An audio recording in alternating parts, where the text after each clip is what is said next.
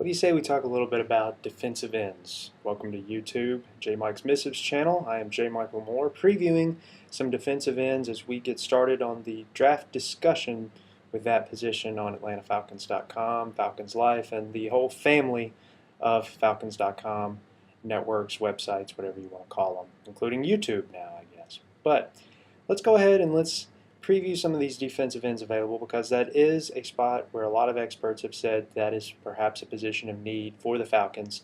Even in round one, that might be where the team makes its selection as it tries to get a consistent pass rush opposite John Abraham, who led the team with 16.5 sacks.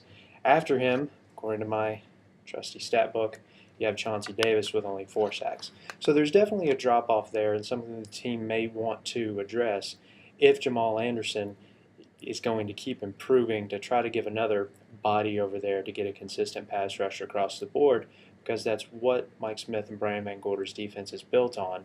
Pressure with your front four to allow your linebackers and your secondary to do different zone coverages behind it, and then it makes zone blitzes and some of those little schemes you pepper in here and there that much more effective. But when you look at the defensive line class here, it really raises some questions because many of them are very versatile.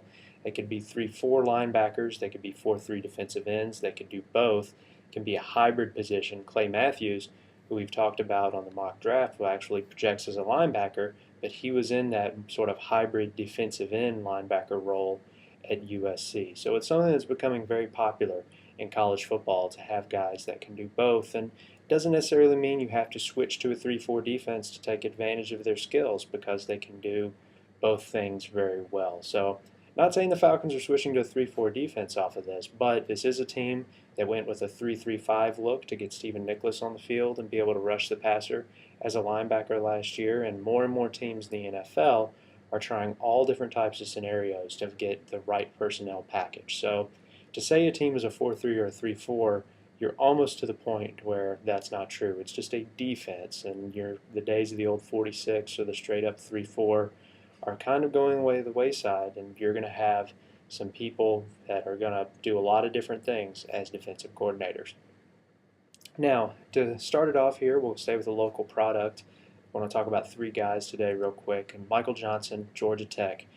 His play has been described as spotty, but when you look at his body of work, and last year's all ACC was 17.5 tackles for loss and 9 sacks. He's 6'7", and was projecting where he possibly could play again at outside linebacker. That's an incredible feat for anyone who is that athletic. And he went to the combine, got there at the top of just about every single category in all the drills. So he's really starting to push hard to get rid of that label of a spotty player, of someone who takes plays off.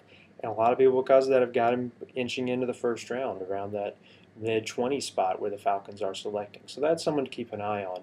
2 other guys, Larry English and Connor Barwin. Barwin being from Cincinnati, English being from Northern Illinois. 2 smaller school guys you may not have heard a lot about, but 2 very versatile guys that are going to make a team very happy, especially when it comes to wanting to switch up your schemes and do some different things. They can put their hand in the dirt and be defensive ends, or drop back into pass coverage and be that rush linebacker and get a head start at the quarterback from a standing position. So versatile guys there. English, another guy who did really well at the combine, did well in a lot of the different drills. 2-time defending player of the year in the MAC. When you're at a defensive end and you're player of the year twice, it means you're doing something pretty well. So 31.5 sacks for his college career. Barwin actually was a tight end that switched to defensive end, so kind of compare him to Mike Vrabel in that mold, a former New England Patriot, now Kansas City Chiefs. Maybe he's going to be catching the passes in the goal line wherever he ends up going, but another versatile guy, and that's kind of the story when you look at defensive ends, versatility. So you'll be hearing a lot of that next week as Matt Moore and I get on to AF.com and answer some of your fan questions. Look for the Voices Heard widget on AtlantaFalcons.com and ask yours about some of the defensive ends I've listed, or some of your own. We'll be happy to answer those questions moving forward.